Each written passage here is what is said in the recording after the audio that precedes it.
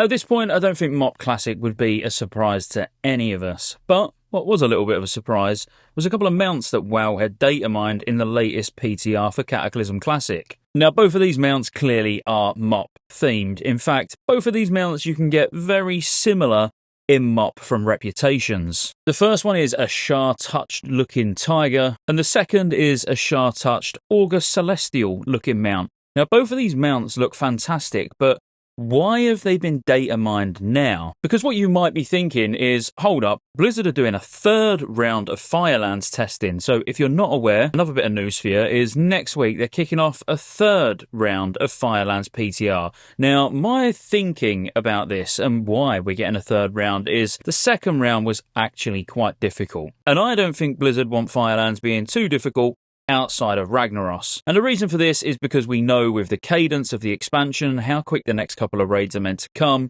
They don't want anyone just struggling on first bosses. For example, Beftalak was causing many guilds a lot of issues. There was a lot of bosses in there that were still very comfortable. I did go in and do some messing about, but mainly checking out some of our private server strategies that we would use on these bosses to see what works and what doesn't. Now, they went for a very pre-nerf approach for Firelands, and I've not really seen many people making too much noise about it at all, because honestly, I don't think it had mass amounts of people actually even testing it. But for the top guilds, these bosses won't pose many issues, but for the mid sort of tier guilds, these are super difficult. You still get your easy ones, don't get me wrong, like Shanox and even Ryolith, because Ryolith is in a full post-nerf state. But when we've only got a few months to be able to get the content down, I reckon they're doing a third round for, firstly, to fix a couple of things, because Alish Resort's ads were bugged where the bleed debuff would never drop. And I'll be honest with you, even Shanox felt a little bit wonky. But I don't think just fixing a couple of minor mechanics on bosses is a reason for a third round of testing. I think actually they're going to nerf it slightly from where it was in the second round and see how people fare with it now. So that's definitely something I will be checking out. But anyway, outside of the fact that there's going to be a third round of PTR testing for Firelands, even though they said there's only going to be 2, and we've not tested any of the Inferno dungeons yet, nor have we heard anything about them at all, and it doesn't look like anything's even made it into the current build around the Inferno dungeons outside of the achievements being in the game. Why now would we be able to data mine potentially MoP classic mounts? Now, of course, the obvious one is the fact that this will be part of the pre-order package. So if you buy the digital deluxe bundle or whatever they name it, you'll get one of these mounts, or maybe both of them, depending on what you buy.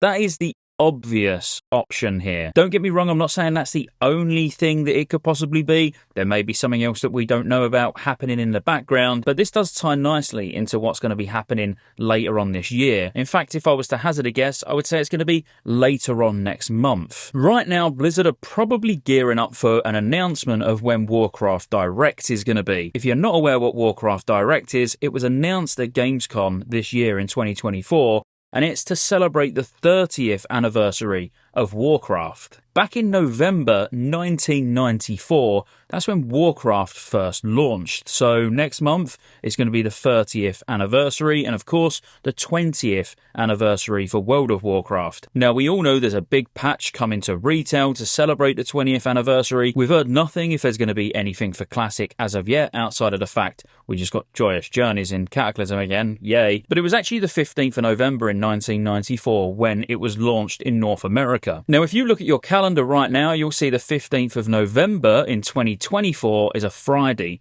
which is a perfect day for Blizzard to be doing an online event like Warcraft Direct. Because if we go back to BlizzConline, that was on a Friday. BlizzCon in general is normally on Fridays and it's over the weekend. And on the basis this Warcraft Direct is a purely streaming update, I mean, it probably won't last much more than a couple of hours if I was to hazard a guess. There may be some competitions and events and special guests potentially, so it might go a little bit longer. But I would guess it's only going to be about 30 minutes of each game that they want to talk about, potentially a new release that they want to talk about, obviously where Cataclysm Classic's heading next, which is going to be Mists, and probably what the next big patch for retail is going to be as well, because on the basis we know that later this month we're going to get the next patch, which is the anniversary event. The next big patch has already kind of been teased out on the PTR with some of the citizens that are talking and how they're talking, so you can kind of expect that a month-ish after the 20th anniversary, when Warcraft Direct happens, it would be the perfect time to tease what's coming in a couple of months' time after that for retail. Now, outside of the fact that we know it's just going to be a streamed event online and not something that you go and actually take part in, or that's what it sounds like certainly, we know there's still going to have to be pretty big announcements, and there's not going to be another platform for them to actually announce what's next for Classic outside of this, because there's no BlizzCon this year.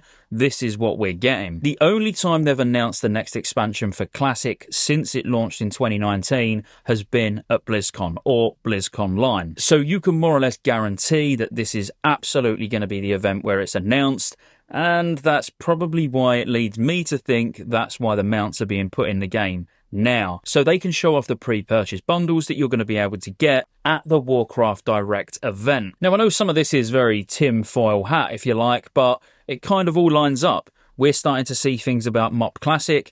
We know that there's going to be the announcement next month, so I guess for me, it's time to start cranking out those MoP videos for everyone if you're interested in them. I mean, I'm mega interested in them, so I'll be putting them out anyway, but hopefully you enjoy them when I do. And that's it, guys. I hope you enjoyed the video as always. I know I'm mixing it up a little bit at the moment, doing some retail videos, Kata videos, and now MoP videos, but I'll be honest with you, over the next few months, outside of the odd retail video, maybe one a week, sort of tops, as there's new news that's worth talking about, but the majority of my focus is now going to be on MoP, so strap yourselves in for lots and lots of MoP content. And if you want to actually see me streaming MoP, you know where to find me on Kick. Link in the description. See you on the next one.